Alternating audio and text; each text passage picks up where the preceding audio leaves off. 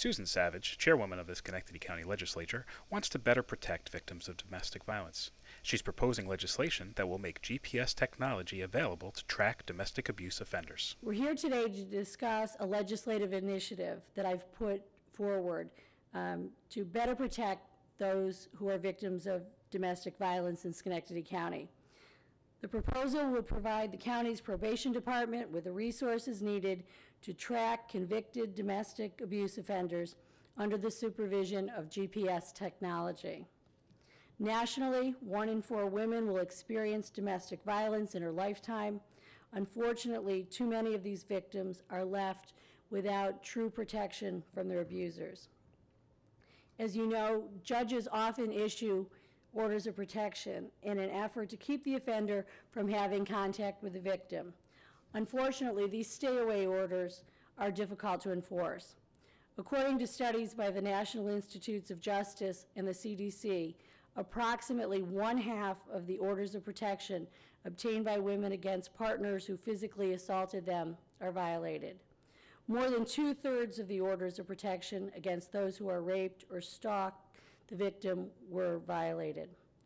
Our goal today is to better protect the victims of domestic violence by tracking their abusers so that they cannot do them further harm.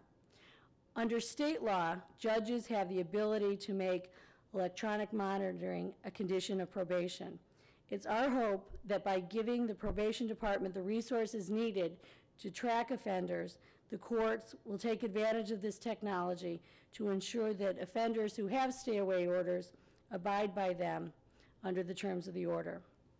If the offender does violate the order, we'll know and the proper authorities will be alerted so that they can respond immediately rather than responding after the fact. Chairwoman Savage was joined by Legislature Vice Chair Judy Dagostino, District Attorney Robert Carney, Schenectady County Sheriff Dominic Dagostino, and Under Sheriff Gordy Pollard, who all support this legislation. It's a pleasure to be here today to work with Susan on this initiative. What this really does is gives the courts the opportunity to take advantage of the technology and protect women prior to an incident occurring in most cases. I'm happy to be a part of this effort and look forward to seeing the success of it. Thank you.